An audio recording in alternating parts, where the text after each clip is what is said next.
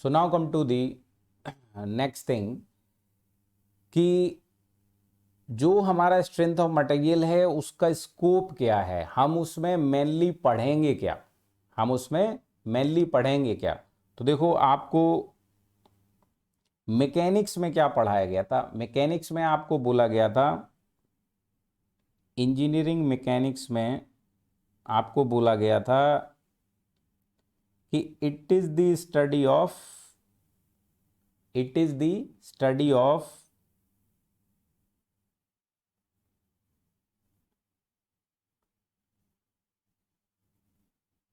External forces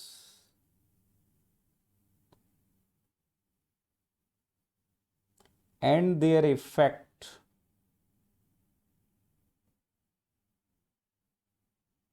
on the rigid body, on the rigid body।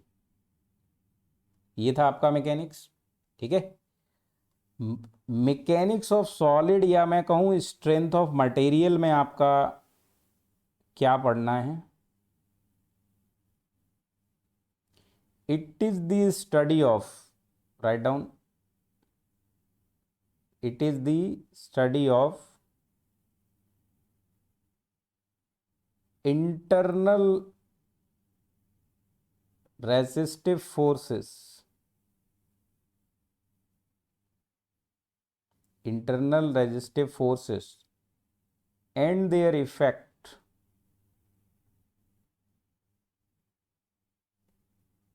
on deformable bodies।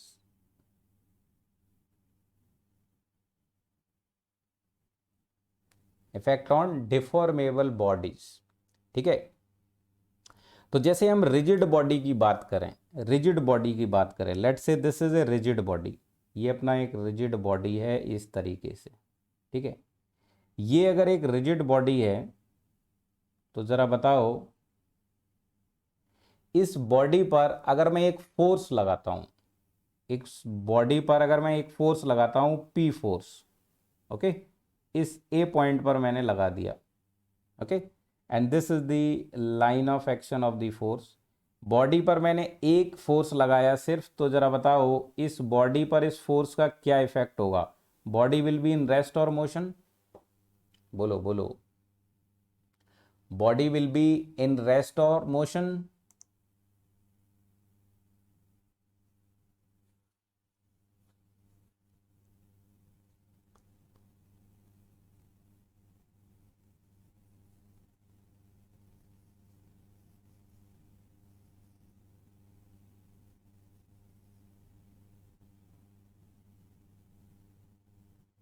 हाँ, motion, very good.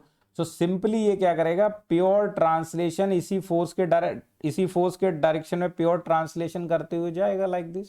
ये सुनो, it will be in pure translation like this. अब body है rigid body, तो यहां deformation तो हो नहीं सकता।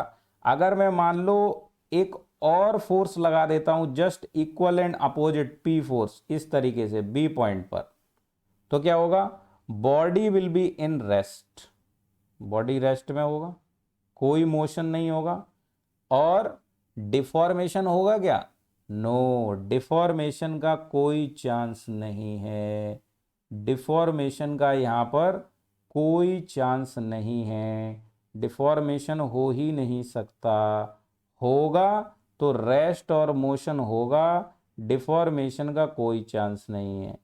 यहां इस केस में जब इक्वल एंड अपोजिट फोर्सेस लगा दिए तो ये रेस्ट में होगा, अगर अनइक्वल लगा दूंगा तो ये मोशन में होगा, बट डिफॉर्मेशन का यहां कोई चांस नहीं है। ये सुनो, इसका मतलब क्या है, इसका मतलब ये है कि बॉडी पर जब मैं फोर्स लगा रहा हूं, बॉडी पर जब मैं फोर्स लगा रहा हूं, तो फोर्स लगाने से पहले मान लो इसमें बॉडी में कोई दो पॉइंट है पी और क्यू, बॉडी में कोई दो पॉइंट है पी एंड क्यू, उनके बीच की डिस्टेंस फोर्स लगाने के पहले एक्स थी, तो फोर्स लगाने के बाद भी एक्स ही रहेगी, इसमें कोई चेंजेस नहीं होंगे, मतलब इसमें कोई डिफॉर्मेशन नहीं होगा, x will remain same when you will apply the force, x में कोई चेंज नहीं आएगा। बात को समझे कि नहीं समझे?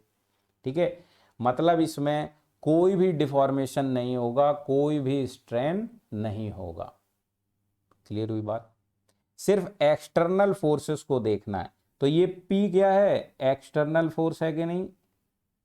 P क्या है? एक्सटर्नल फोर्स है कि नहीं? एक्सटर्नल फोर्स और उसका इफेक्ट वो चेक करना है। इफेक्ट क्या होगा? या तो रेस्ट या तो मोशन, बस। डिफॉर्मेशन का कोई गुंजाइश यहां पर नहीं है।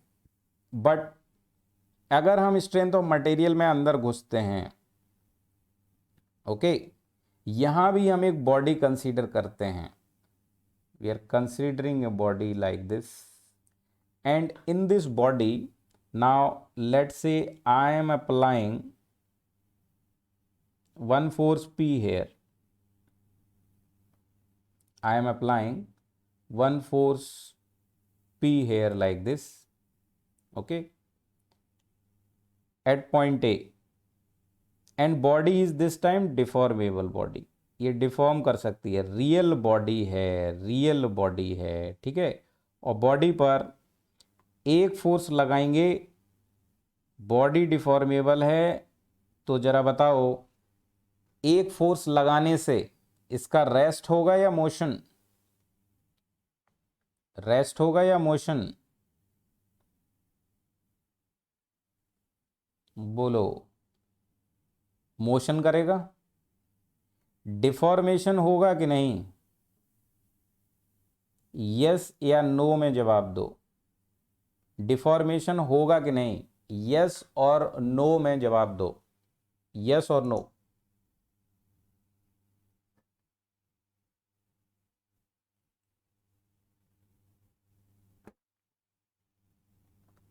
एक फोर्स लगाया है, डिफॉर्मेबल बॉडी है, मोशन तो ये करेगी डैम श्योर। डिफॉर्मेशन होगा कि नहीं होगा? Depends on the strength of body. धीरे धीरे कंसेप्ट आ रहा है। नहीं होगा। One force can not provide the deformation बेटा। One force can not provide the deformation, चाहे बॉडी का स्ट्रेंथ कितना भी कम हो, कितना भी ज़्यादा हो, सिंगल फोर्स से कभी डिफॉर्मेशन नहीं होता है।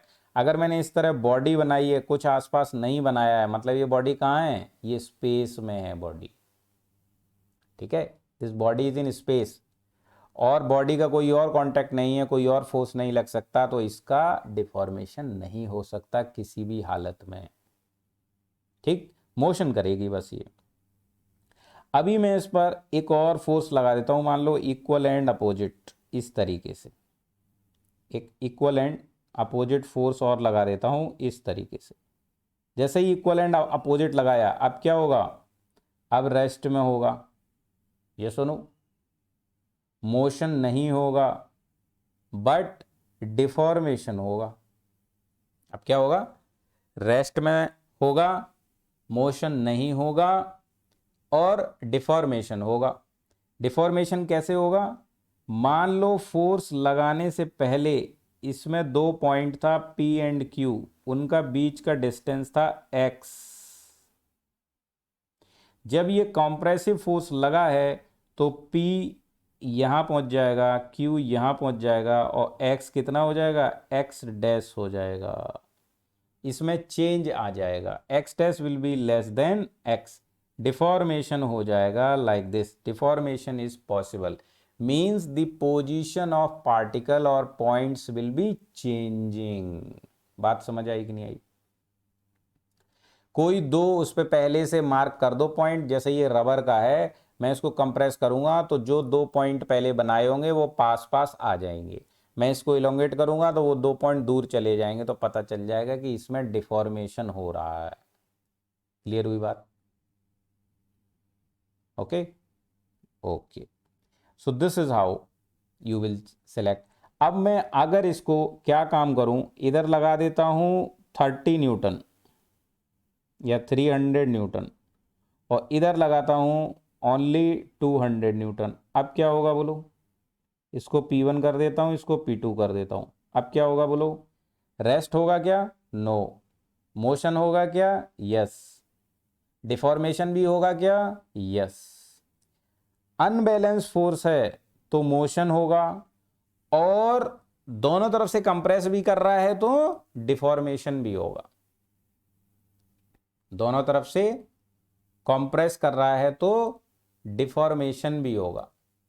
ठीक है, सो मोशन एंड डिफॉर्मेशन दोनों एक साथ पॉसिबल है, लेकिन ऐसा क्वेश्चन ना आपने देखा होगा ना आपको दिया जाएगा कभी, क्योंकि उसमें दो दो सब्जेक्ट इंक्लूड हो गए, मैकेनिक्स भी इंक्लूड हो गया और सोम भी इंक्लूड हो गया। मैकेनिक्स भी इंक्लूड हो गया और सोम भी इंक्लूड हो गया। ठीक है, तो ऐसा क्वेश्चन नहीं पूछता है, या तो डिफॉर्मेशन ही करवाएगा बस, या तो मोशन ही करवाएगा बस। गेटिंग पॉइंट और नॉट? तो यहां पर पॉसिबल दोनों हैं, मोशन एंड डिफॉर्मेशन, बट दो दो आपको एक साथ नहीं देगा। Clear? So only study of motion deformation को सोम में रखा गया है। ठीक है, ओनली स्टडी ऑफ डिफॉर्मेशन को सोम में रखा गया है। यहां तक बात क्लियर हुई? ओके।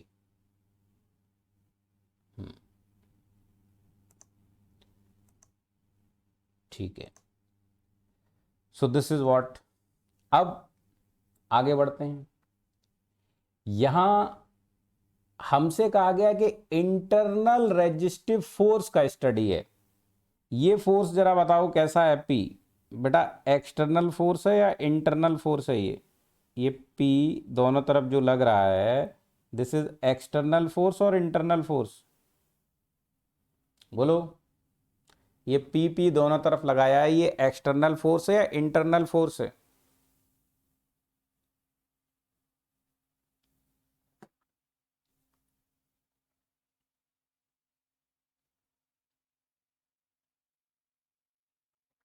बोलो बोलो बोलो। हम्म।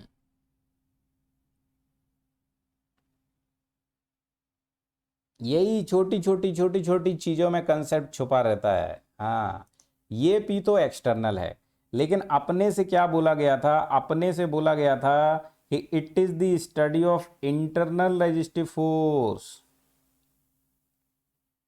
It is the study. अब ये इंटरनल रेजिस्टिव फोर्स कहाँ मिलेगा? तो जैसा कि इसका नाम है इंटरनल रेजिस्टिव फोर्स, तो ये बॉडी के अंदर मिलेगा जाकर। गेटिंग पॉइंट और not? So it will be found inside the body. तो हमें बॉडी के अंदर जाना पड़ेगा। बॉडी के अंदर कैसे जाएंगे? उसका क्रॉस सेक्शन कट करके तभी अंदर जा सकते हैं। बात समझ आई कि नहीं आई? ठीक है ना? तो देखो, अब हम लोग इसका अंदर जाना शुरू कर रहे हैं। ठीक है, इसके अंदर जाना शुरू कर रहे हैं। अभी देखो, बहुत जनरल वे में मैं आपको एक चीज समझाता हूं। जैसे मान लो मैकेनिक्स आपने अगर कर रखा है तो बड़े आराम से आप इसको समझ जाएंगे, नहीं भी कर रखा है तो भी मैं समझा देता हूँ। जैसे मान लो एक ऐसे चट्टान है, you know rock, this is a rock, it is fixed at the ground, it is fixed at the ground. ठीक है, this is a rock and it is fixed at the ground. चट्टान है एक, इस पर मैं यहां पर एक फोर्स लगाता हूं। I am applying a force here like this, ऐसे लगा दिया, लेट्स से 100 न्यूटन। ठीक, ये फोर्स कैसा है? एक्सटर्नल फोर्स है। ये फोर्स कैसा है? एक्सटर्नल फोर्स है। बात को समझिए। अभी जरा बताओ मुझे, this rock is a deformable body. अभी मुझे जरा बताओ कि इसमें मुझे इंटरनल फोर्स चेक करना है, तो वो कैसे मिलेगा? वो मिलेगा कि जब मैं इस बॉडी को कट करूंगा, इसका क्रॉस सेक्शन। तो मान लो मैं इस बॉडी को ऐसे कट कर रहा हूं, यहां से I am cutting the body like this.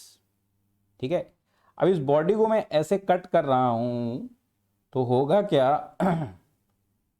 इसका अलग से अपन एफ बी डी कंसीडर करेंगे। इसका अपन अलग से FBD कंसीडर करेंगे, इसको मैंने अलग कर दिया लाइक दिस, और दी पॉइंट और नॉट।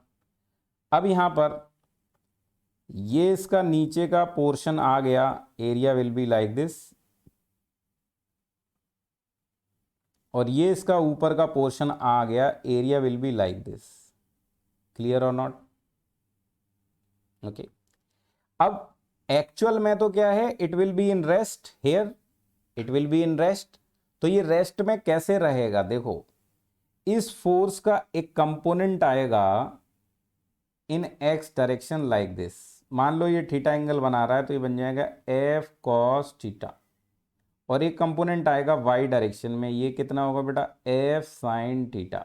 ये सुनो, एफ कॉस थीटा की वजह से बॉडी क्या राइट में जाना चाह आ रही है, लेकिन जा नहीं पा रही है। इसका मतलब जैसे फ्रिक्शन लगता था मैकेनिक्स में, वैसे ही यहाँ एक अलोंग द प्लेन ऐसे एक फोर्स आएगा। ये फोर्स कौन सा होगा, अलोंग द प्लेन लग रहा है तो शियर फोर्स होगा। अभी ये डिटेल में भी बताऊंगा, फिलहाल के लिए समझ लो, थोड़ा थोड़ा तो याद होगा, आपने बीटेक किया है कि शियर फोर्स जो होता है वो अलोंग दी सरफेस लगता है, पैरेलल टू दी सरफेस लगता है, ये ऐसे लग रहा होगा। समझ गए बात? और ये बॉडी के अंदर से निकला है, तो ये क्या है, इंटरनल रेजिस्टिव फोर्स है। क्लियर? दूसरा, ये एफ साइन थीटा इसे ऊपर ले जाना चाह रहा है, ये ऊपर नहीं जा रहा है, इसका मतलब कि इस पर एक ऐसे नीचे की तरफ फोर्स लगा होगा लाइक दिस, है ना, फोर्स लगा होगा लाइक दिस। तो वो फोर्स कौन सा होगा, नॉर्मल फोर्स होगा, नॉर्मल फोर्स होगा लाइक दिस। अब ये शियर फोर्स और नॉर्मल फोर्स, ये दोनों क्या हो गए, इंटरनल फोर्स हो गए, इंटरनल फोर्स हो गए। ठीक है। अब यहां पर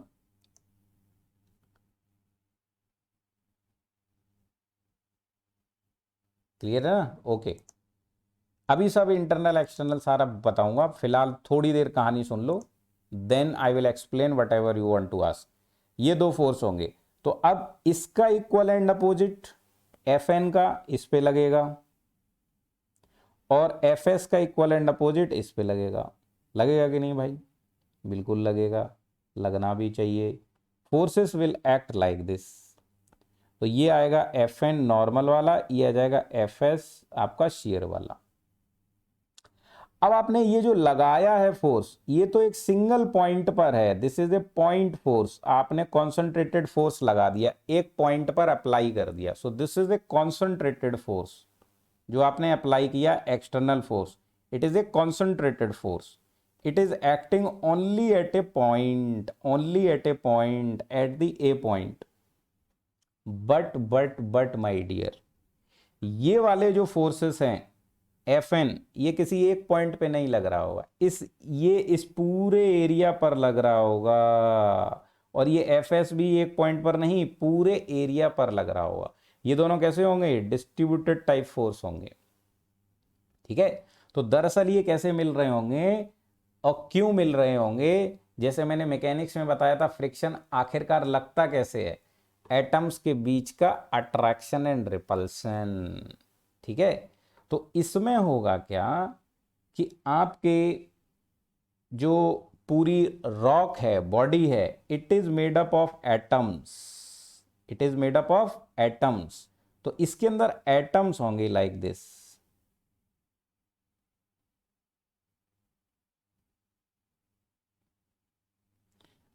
और इसके अंदर भी एटम्स होंगे लाइक दिस। क्लियर है बात? सब एटम के बीच में क्या बॉन्ड बना होता है, बॉन्ड होता है, सारे एटम के बीच में क्या होता है, बॉन्ड होता है लाइक दिस। तो इसको भी जब आप यहां से उठाकर लाए हैं, तो एटम की ये वाली लेयर और ये वाली लेयर के बीच में बॉन्ड रहा होगा, उस बॉन्ड को एफ साइन थीटा ऊपर की तरफ तोड़ने की कोशिश कर रहा है, और एफ कॉस थीटा ऐसे स्लाइड करके तोड़ने की कोशिश कर रहा है। बात आई ना समझ में? तो यहां ये आपको तोड़ने की कोशिश कर रहे हैं। तो यहां ये जो एटम है, ये वाला एटम, इसका बॉन्ड इसके साथ बना रहा होगा इस तरीके से, है ना, इस एटम का बॉन्ड इसके साथ बना रहा होगा, इस एटम का बॉन्ड इसके साथ बना रहा होगा, ऐसे इनके बॉन्ड बने रहे होंगे लाइक दिस। तो जब इन एटम्स को आप ऊपर खींच रहे हो, तो ये बॉन्ड ऐसे फोर्स ऊपर की तरफ टेंसाइल फोर्स इन पर लगेगा, force of attraction like this. तो वो होंगे क्या, वो दरअसल छोटे छोटे छोटे छोटे बहुत सारे फोर्स होंगे like this, many small small forces distributed over the whole area. उन सब का रिजल्टेंट क्या होगा, ये Fn। चमका, उन सब का रिजल्टेंट होगा वो Fn। इसी तरह ऊपर वाले सरफेस पर नीचे की तरफ लग रहे होंगे, वो होंगे Fn। उन सब का रिजल्टेंट ये है। बात समझ आई। Similarly there will be small small tangential forces also, small small tangential forces also. आप एटम को एक दूसरे के ऊपर स्लाइड कराना चाह रहे हैं, तो फ्रिक्शन की तरह, फ्रिक्शन की तरह there will be small small tangential forces, उन सब का रिजल्टेंट Fs होगा, उन सब का रिजल्टेंट Fs होगा। बात समझ आई कि नहीं आई? ठीक है। So this F is external force and these are your internal internal internal.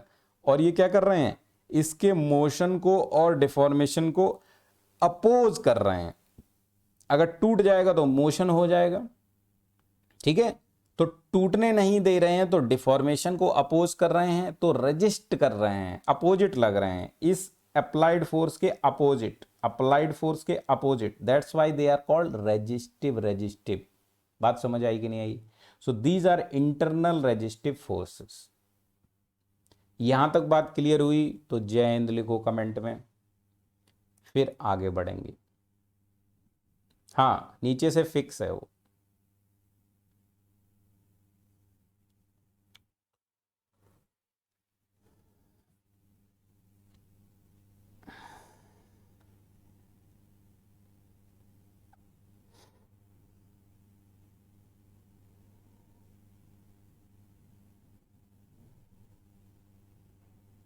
Very good. अब अब यही कंसेप्ट आ जाता है आपका स्ट्रेस का, स्ट्रेस का कंसेप्ट आ जाता है। देखो कैसे, यहां स्ट्रेस की वैल्यू क्या होगी, स्ट्रेस की वैल्यू क्या होगी। तो जैसे जैसे मैं